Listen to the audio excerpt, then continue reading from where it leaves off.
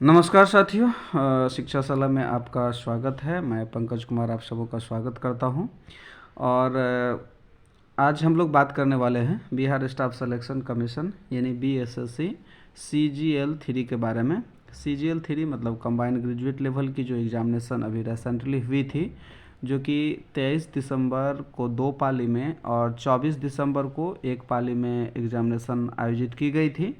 इससे संबंधित जो भूमिका है इससे आप लोग वाकई में रूबरू होंगे ही। साथ ही अभी जो वर्तमान परिस्थितियां चल रही है इस एग्ज़ामिनेशन के साथ, उसको हम लोग आज के इस वीडियोज़ में चर्चा करने वाले हैं। तो सबसे पहले अगर हम लोग थोड़ा सा बेसिक में आए तो इस जैसा कि आप लोगों को पता है कि इससे पहले जो एग्ज़ामिनेशन है यानी CGL 2 जो आई थी, वो CGL 2 आई थी 2014 ईस्वी में। और ये देखा जाए अभी तो फिलहाल 8 साल के बाद यानी 2022 ईस्वी में CGL 3 आई। लेकिन ये 8 साल होने के बावजूद जो कहीं न कहीं अभ्यर्थी के मन में ये बातें थी कि जो 2187 पद के लिए आई हुई है, ये इसमें हमारा एक भी सीट हो सकेगा, पक्का कर पाएंगे। लेकिन कहीं न कहीं उनकी उम्मीद पर पानी फेरा गया, एक तरह से कहा जा सकता है। इसलिए कह सकते हैं ऐसा कि जैसा कि आप लोगों ने देखा कि बड़ी ही शिद्दत के साथ स्टूडेंट मेहनत करते हैं, बहुत अपना जो अमूल्य समय देते हैं, रात को रात नहीं समझते हैं, पूरा मेहनत करते हैं। और इतनी मेहनत करने के बाद जब स्टूडेंट एग्ज़ाम देने जाते हैं और उनको पता चलता है कि पेपर लीक हो गया, तो समझिए कैसा लगता होगा।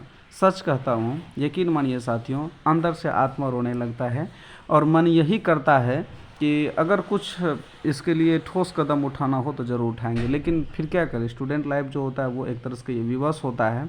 और इसी व्यवस्था का जो फ़ायदा है, एक तरह से कहिए कि जो इसमें असामाजिक तत्व के लोग हैं वो उठाते हैं।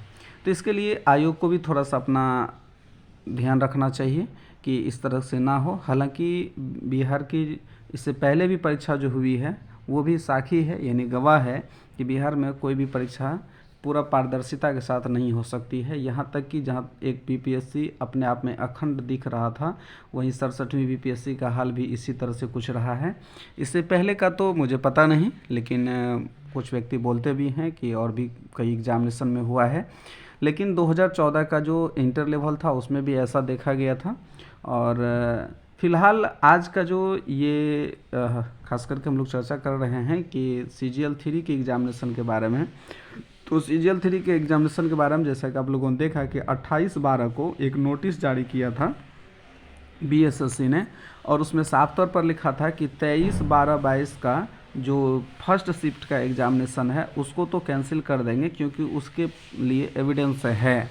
बट 23 का सेकंड शिफ्ट और 24 का फर्स्ट शिफ्ट जो है उसका कोई एविडेंस नहीं है, जिस वजह से वो एग्ज़ामिनेशन को रद्द नहीं किया जाएगा। इसको सुनते ही कहीं न कहीं छात्रों में आक्रोश पैदा हो गया और उनका कहना है कि अगर आयोग इस तरह से करता है और एक सारे शिफ्ट के एग्ज़ामिनेशन को कैंसिल नहीं करता है तो हम लोग रोड पर उतर आएंगे और अपना धरना प्रदर्शन करेंगे, साथ ही आयोग के विरुद्ध नारेबाजी भी करेंगे।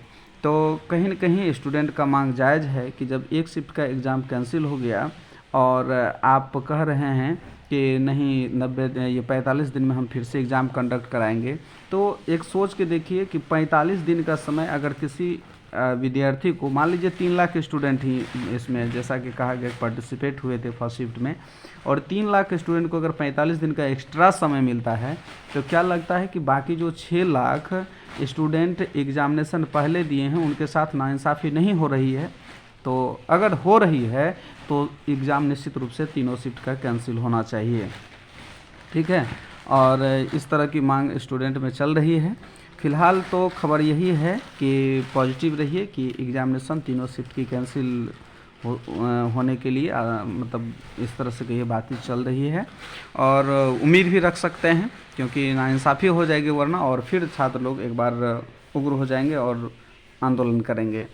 तो इसलिए यहाँ पर आंदोलन जो है वो सदियों से चलते आया है। बिहार की ये धरती आंदोलन से कभी अछूती नहीं रही है तो इस प्रकार से आयोग को भी सोचना चाहिए कि स्टूडेंट को परेशान ना करते हुए इसका जो है सही डिसीजन लें, और सही डिसीजन के तौर पर ऐसा हम ये नहीं करें कि अब बाध्य करें, ऐसी बात नहीं है, और हम बाध्य करने वाले होते भी कौन हैं। तीनों शिफ्ट के एग्जामिनेशन को कैंसिल किया जाए और फिर से अविलंब मतलब जितना जल्द हो सके अच्छा ढंग से ट्रांसपेरेंसी के साथ, पूरी पारदर्शिता के साथ एग्ज़ाम को कंडक्ट कराए। यही सारे अभ्यर्थियों का डिमांड भी है। तो फिलहाल यही चल रही है कि एग्ज़ामिनेशन बहुत जल्द कुछ ना कुछ गुड न्यूज़ स्टूडेंट के लिए मिलेगा। तो चलिए साथियों, इस वीडियोज़ में इतना ही। अगर ये जानकारी पसंद आई तो आप हमारे चैनल को सब्सक्राइब कर लीजिएगा। मिलते हैं अगले अपडेट के साथ अगले वीडियो में। धन्यवाद।